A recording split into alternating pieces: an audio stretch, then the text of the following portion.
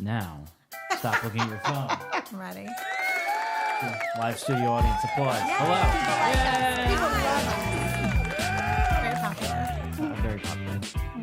Welcome back, America. This is Rip Roaring Realtors here on May. No, it is June.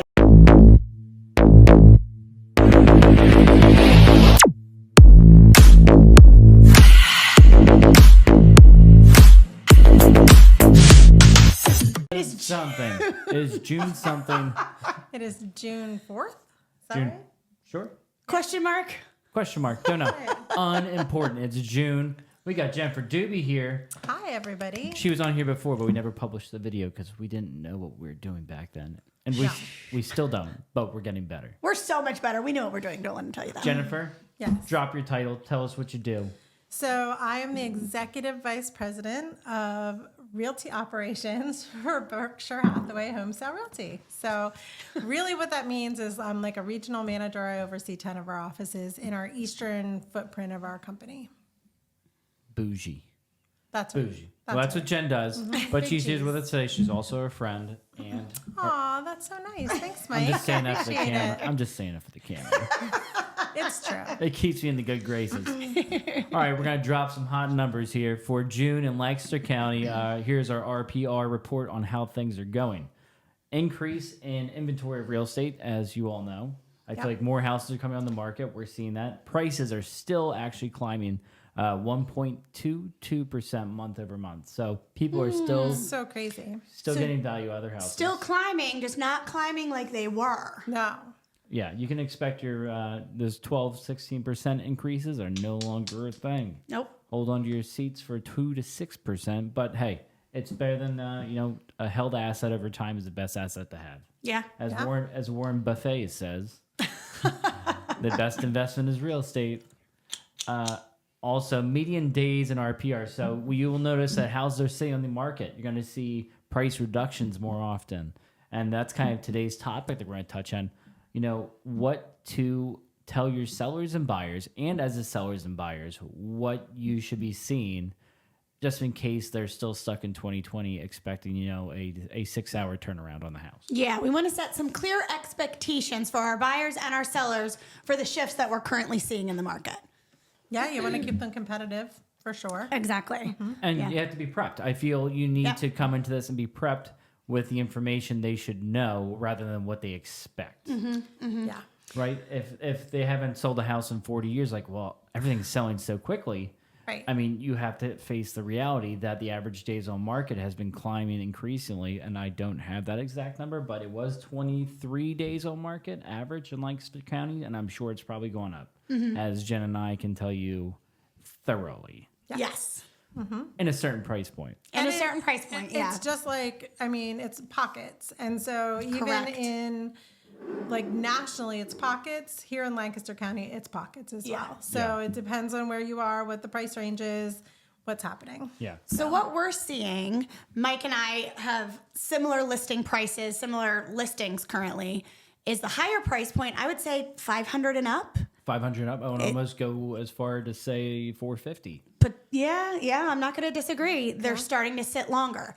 Does that mean it's not a good time to sell? No, we're not saying that. We're just saying the market is shifting a little bit. So your realtor, who, should be one of us, but if it isn't, make sure your realtor... We're not going to talk about the other two because they're not here. Yeah, they're not here. Use us over them. Thank you.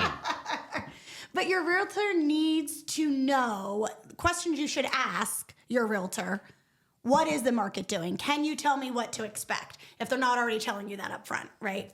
It should be part of your listing presentation. If they're not coming in with the facts loaded for you, so you walk away from that meeting completely content upon what's going to happen in the next steps, they're probably doing something wrong and should call us instead. And not only that, but every agent should be coming into a listing presentation right now with a strategy. Absolutely. Like, this is what we can expect. If we price it here, it's going to look like this. If we price it here, it's going to look like this. And here's what we're going to do when that doesn't happen. Yes. Because we don't know, because it's an evolving market right now. And let's talk about price there.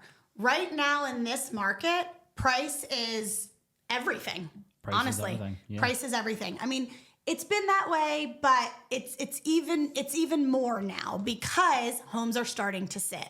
So we need to be very, very, very specific on our pricing, and we need to know your goals as the consumer. Are you okay with sitting on the market for 3 months, or do you need your house sold immediately because there's a house that you love that's for sale right now? Right. That's going to play a big role in it. Big role. Definitely. Unless you're under, like in Lancaster County, which we are microeconomy over here, but if you're under the $300,000 amount, you don't have to worry so much. But once you go over that, like, Yeah, even there's as you still a continue down towards demand of Philadelphia more, buyers. head towards the main line, Yeah. anything that's affordable is still going to sell fast. It's just Yeah. you get a more pruned market, I would say, a pruned buyer pool as you head up in the price tag. Well, it's and smaller. What we're trying to encourage agents to do right now is go back to those FHA and VA buyers Yeah. in that lower price range that just couldn't compete 2 and 3 years ago Yeah. and say, hey, now's your opportunity to get back in the market. Now So is your there's- time to shine. Right. Absolutely. but they are now making that repeat or that multiple offer situation kind of come up because now they're all back in the market saying, So now "Let's we're do getting this." multiple government-backed loans, which is great. They're fantastic programs. Great. But now they have a chance. Buyers, what we're seeing now, they have options, right? Buyers have options. Whereas before it was like, oh, there's one house listed for $399,000. I have to bid $75,000 over asking, or I'm not going to get it. Right. And waive all the contingencies and all the things. I think as you blow up everybody's ego for the FHA, USDA, VA buyers, also be prepared that if there's still a multi-offer situation going on and there's no guaranteed money or there's inspections tied to it, you can still lose very easily. Absolutely. That's true. Yeah. But I feel sellers are a little more reserved or less reserved with taking, a government-backed. They're not expecting conventional or cash on everything anymore. But again, that goes down to the agent. Yeah. That boils down to the agent. The average consumer doesn't know the difference between conventional FHA, VA, USDA. Right. So again, expectations. You really want to make sure your agent knows what they're talking about. Right. And based on your house too. Yeah. Yeah. Because hey, this house Absolutely. is probably going to see a lot of FHA buyers. I don't know that you're ready for it. Let's make sure we make these repairs before we get in there. Correct. Or, you know what, this house is out of the FHA bucket of pricing and we can just move forward and expect to see it sit a little bit longer and we might get cash Right. if we wait a little while. Right. Because the PHFA, which is a Pennsylvania housing Something. it's a secondary loan that helps you get a grant. Closing costs. Yeah, Yeah. it helps you in closing costs that's forgiven within 10 years. However, with that being involved, then you also have to get a termite attached to the house. Right. But in most cases, unless you're buying a 100-year-old house, that's, if it got wood beams, if it has wood beams in the basement. If it got wood I mean, beams. it could I heard have what I said. termites or it may not have termites. Right. Mike, let's just go with that. Exactly. Yeah, Get the test. yeah. But again, your It's agent treatable and it's Yes. affordable to Yes, treat. exactly. Yeah. Exactly. It's not like it's not like a structural research. You have to get It's that like done. once every 10 years that we see the house falling down from termites.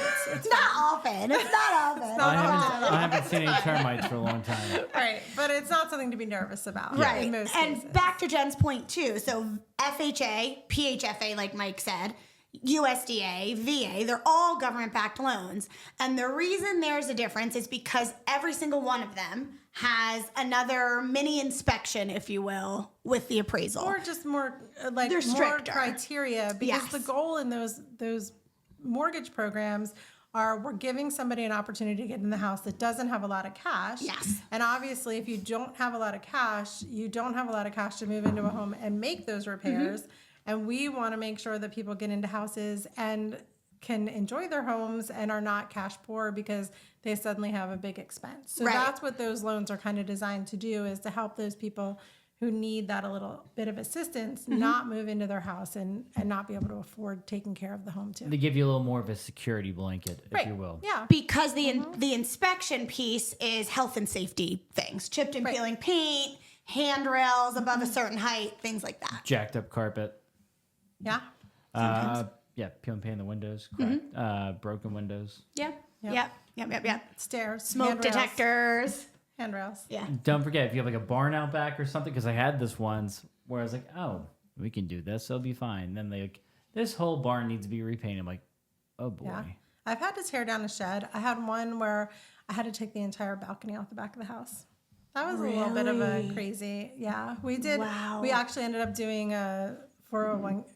What was it? The FHA 203K. FHA 203K to do that repair because That's expensive. it was expensive. It was like, it wasn't that expensive. It was probably $4,500, but still. the whole thing had to come off the back of the house. Wow. So, and luckily they were investors, so they didn't really care, but it was, still. yeah. Mm-hmm. And that is also very dependent on the appraiser that you get.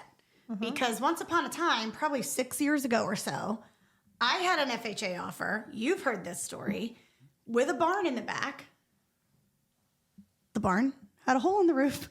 Oh. It wasn't called for. We closed that FHA deal in 3 weeks. I've Shout out to Gary Seidel. I've also seen that happen. There's been, times when things don't get called, and I'm like, Shocked. I'm telling my buyer, Yes. they're going to call this, Yes. we'll get it fixed, and then it's not. So, Yeah. I mean, it does depend on the appraiser, and you need to prepare your buyer Yeah. like it might not get called. So, Again, let's just see what they say. expectations. Right. Expectations. I have So- a listing in Pottstown right now, and my seller, it was an estate, and I'm like, here's what we need to be prepared for. I'm like, there's two things I feel might come up in this loan, Yeah. and I didn't hear a word. Add value, no repairs. Fantastic. Thank you. But still, let's prep for the worst, Right. expect the worst, and be pleasantly surprised when we don't Exactly. get it. Yeah. Right? Like that's my how I always go about it. Yeah. Jennifer, Absolutely. Yes, Michael. hello. Hi. Hello. What do you see with agents these days? Are you seeing an influx of new agents and an exflux of outgoing agents? We're seeing a rotating door. You know what? Listen, I think the biggest thing to know is that in real estate, people come and they go. And, I was just thinking about this last night. Like, there's so many people who have recently, delved into real estate thinking like, oh, this is such an easy career. Like I see it on TV and I go to my broker and they hand me leads. And I was really thinking, If you need evidence, look at Jenna's gray hairs. I know. I'll show you later. I don't have any.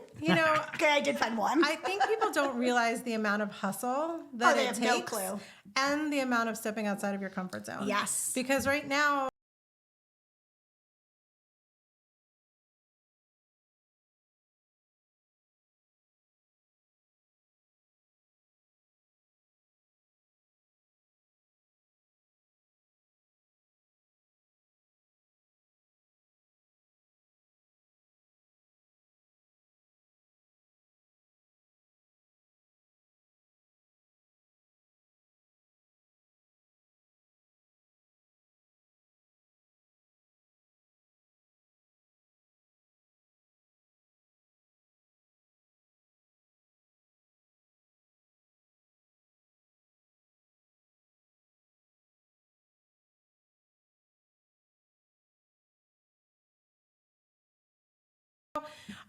we're not seeing a huge influx of people coming in right now. I would say it's kind of a little bit slow. Because Since the COVID, since 2020, I feel like a lot of people I can sell real.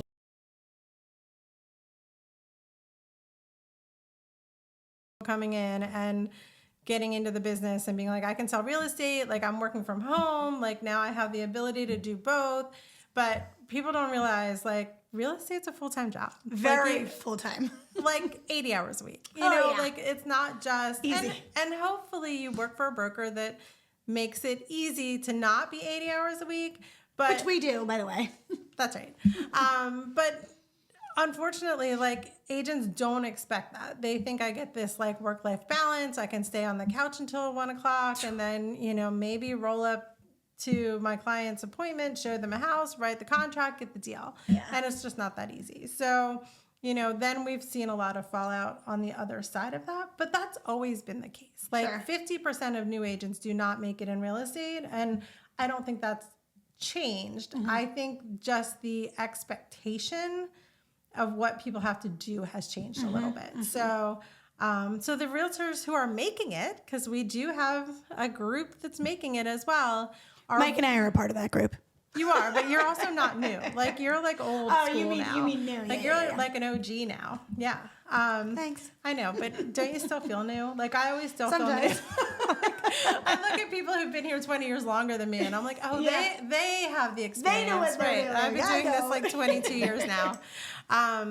But those agents are the ones that suddenly it starts to click. Like, oh, I have to talk to people. Oh, I have to network. Oh, I need to like actually make those reach outs and those connections and not just hope it comes to me. You can't be a secret agent. You can't be a secret agent. Yep. Nope, not at all. Dun, dun, dun, dun, Yeah, dun, they're out there for sure. So, so it's been exciting to see some people really have Yeah. some amazing growth in the business. Yeah. Because they're doing the right things. Exactly. But the key is you got to talk to people. Yeah. So I'm back to that expectation word again. I mean, I think a lot of the general public thinks, oh, you're just throwing a sign in the yard, putting my house in the MLS, that's it. yeah. A good agent does way more than that. Well, and even Professional door when you opener. think about like you guys are pulling stats and Yeah. looking at the stats and talking about what those are, like a good agent's doing that Yeah. in preparation of going Yeah. out on an appointment and making sure that their client's well informed and they're prepared. You know, an agent who doesn't understand the contract and doesn't understand, you know, how to explain that contract to their clients, like that's a scary person. That's you know? very scary. Like I never forget an agent that I had that he would take all of the forms and push them to the client and be like, just sign these. Never explained a single form. And it's like, and Oh, people my. did. That was what was even Oh, my scarier. But like, God. if your agent's doing that, like that is not the person you want to work with. That is not the Just person. because your friend is a realtor doesn't mean you should use them. That is true. That is true. I mean, give your friend the opportunity or your child the opportunity, but interview them just like you would interview me or Right. Mike or Jen. Make them work for it. Yeah. For sure. Yeah, because a good agent, even if your family or your best friend, they're still going to treat you like they do every client. Yeah, I mean, I made that mistake once as a new agent, and I'll never make it again. I thought these past clients of mine were like my besties. We went to picnics at each other's houses, and I was like, we're gonna like work together when you sell your house. They got called to list their house, and they were relocating. They have to send out 2 agents in that situation.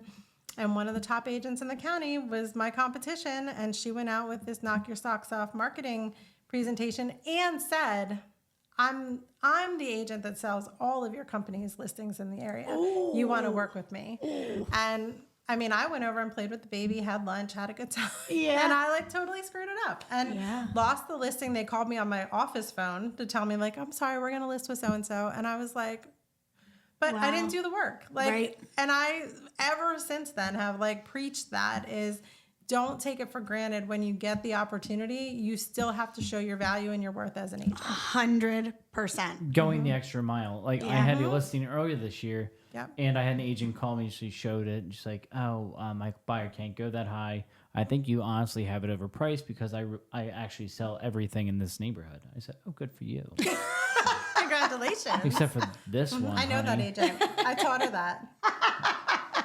And so we wound up getting under contract, and then we had an escalation for over $100,000 over the asking price. Over the asking price. Yeah, we didn't get that. We got $35,000 But over the list still. price. But just goes to show, just because somebody thinks they know more than you and wants to tell you about it, doesn't mean they're always correct. It's Right. very easy to get complacent, right? In this business. It's Complacent, easy- cocky, Yes. Yeah, Both. absolutely. stay humble, stay kind, And Yeah. not only that, but it's or like snarky like me. if I haven't sold a house in 6 months, I don't know what happened.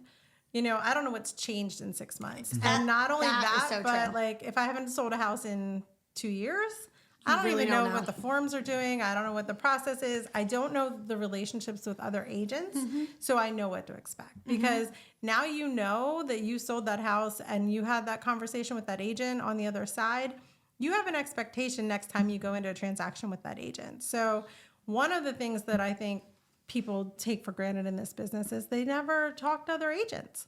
Like they only text or they only email or like, you know, those agents that are like, I do not answer phone calls That's ever. unreal to me. But they do it. How do you do this Happens business? all the time. And the How do you do this reality business and not answer phone calls? is It's like wild. the best thing that your agent can do is If pick you were up the calling phone. me Jenna, I probably would go to voicemail. You've done it. Whoa. That's right. Table's unstable. Well, whenever you guys call me, I also let it go to constructed a stable, by the way. voicemail. I'm like, let's see if we can solve this problem before I have to get involved.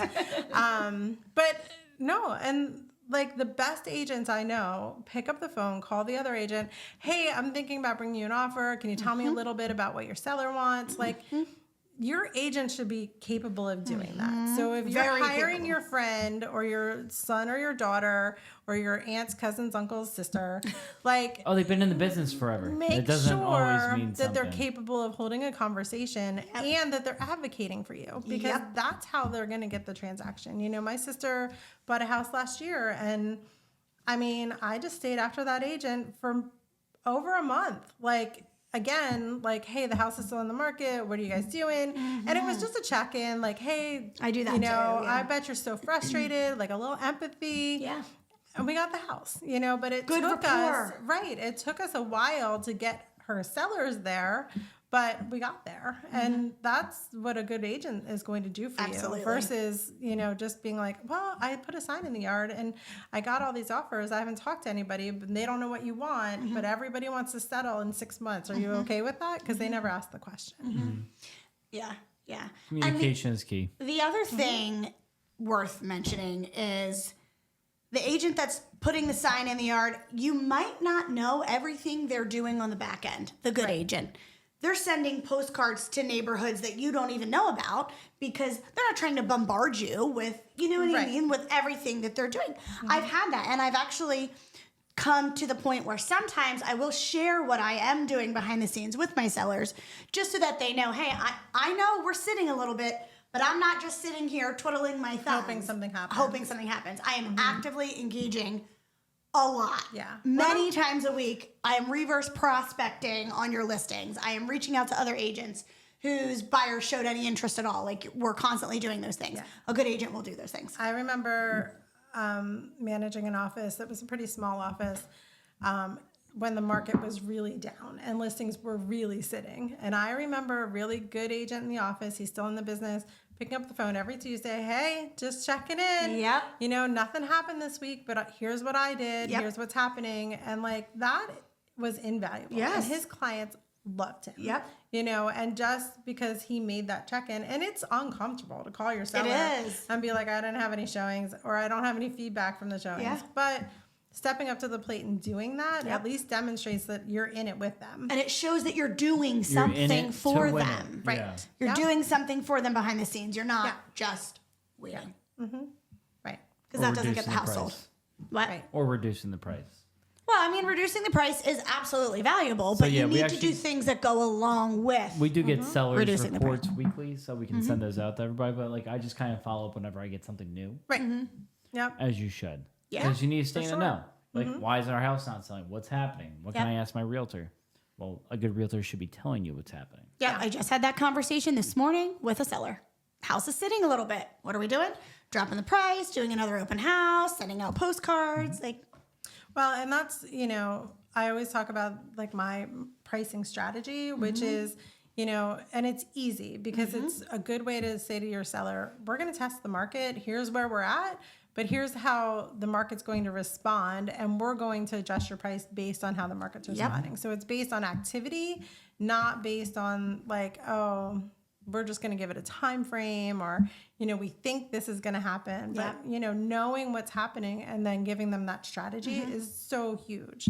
And it works almost every time. Almost every time. I used your strategy. I know. It worked. It works. And it's hard to, you know, it's hard is. to work it. Trust the process. Yeah, it's true. So as we are heading into or in a little bit of a shifting market in Lancaster County, just take all It's of such these a things. creative word, shifting market. It is, but it's true. You know, not trying to use the buzzword of shifting. It's the market we've been waiting for, though. It is the market we've been waiting for because It's more fair. I'm so glad you said that because now our hope and what we're starting to see is the market is becoming more balanced. Right, yeah. Our buyers are having options. It's like for you as a buyer, if you've been waiting to step in the market, you're a VA buyer, you're an FHA buyer, you're a USDA buyer, or a conventional buyer. Yeah, if you were to look at it's this piece time. of paper in front of my face, you'll see a little bar up here at the top, and it actually has market type.